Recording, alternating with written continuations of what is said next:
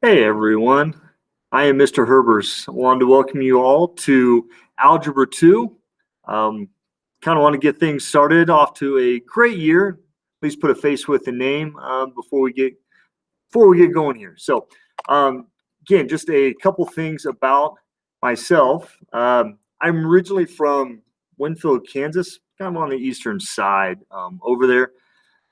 I'm a graduate of Colorado School of Mines, mechanical engineering. Obviously, I'm not utilizing that, and I'm here with you today. I was fortunate enough to play baseball there all years.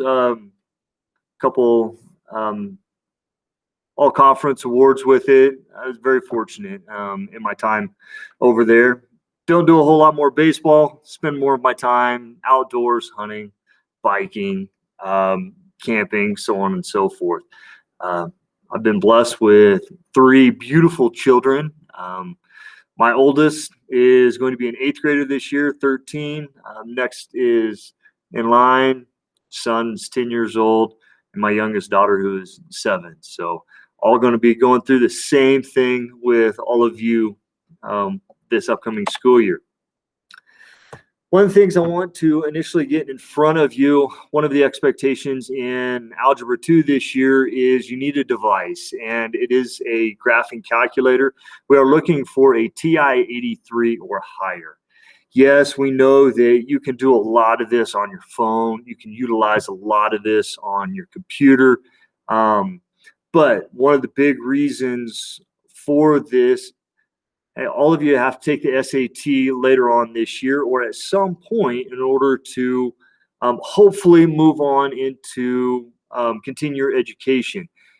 And that test does not allow any usage of really anything but this calculator, any other electronic device. So it is all about knowing and understanding the tools so that you can be efficient with your time on that test, because it does come down to a crunch right there. And we want to utilize it all year. There's some pretty cool features on there. It's pretty powerful, and that we will be able to utilize throughout that will definitely help you not only this year, but this is a device that you can carry with you through on as you continue your education throughout. So TI-83 or higher, that's what I'll be using to demonstrate in class.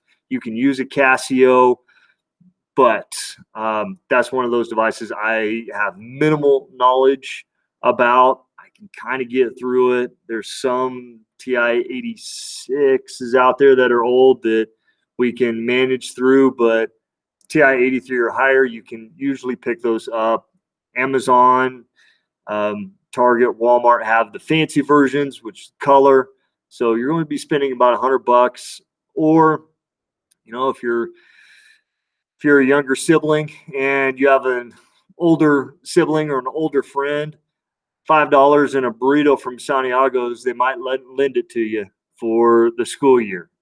So start looking at that immediately, trying to acquire that before we get going too far into class. So I will constantly be putting out reminders for that. And then really how to be successful in my class. I personally think it's pretty easy, but it has less to do about content and more to do about you as a student. Um, Turn in all your work, right? That's an easy part of your grade, but turning in your work is the practice that leads to the actual competition or the test. And without that practice, you're setting yourself up to struggle a little bit. So make sure you do all the work and make sure you do the work, not copy the work, not fully understand it. You do the work, understand, turn it in. There we go. Participate, as in be active. Raise your hand, be that active learner. When we're working in groups or having discussions, whatever the case may be, ask those questions. Help somebody else out with that. It's kind of up to you, but be active with it. And then lastly, if you don't understand, get help. That means if you happen to be in class that day or in school that day, see me, talk to me, schedule some time. We can work things through. If it is an online situation, hey, I have office hours that we'll talk about more online. We can schedule a way to work through a problem. Many times, 5, 10 minutes is all it's going to take in order to push you on through the next level and keep you moving forward, and getting all your work done and continue preparing for a quiz or a test that may be upcoming. A lot of it just comes down to communication. The next piece, obviously, is if you do have questions for me, I my email is always open. Feel free to contact me. But the big thing is I try a lot of things out, whether it be new programs, new resources. We'll try them. If I think they'll work, awesome. But with that same right, things don't always go perfectly smooth. Likewise for you as well. I understand that you may be trying to learn how to, one, just get onto a program. There'll be issues. That's fine. As long as you talk to me and you communicate with me, I'm very lenient and we will get through it because everyone, it's about the learning. And in this class, this is that pivotal point. We will be leveraging much of the material you supposedly learned in Algebra 1 and go a whole lot deeper with it. So it's about the learning.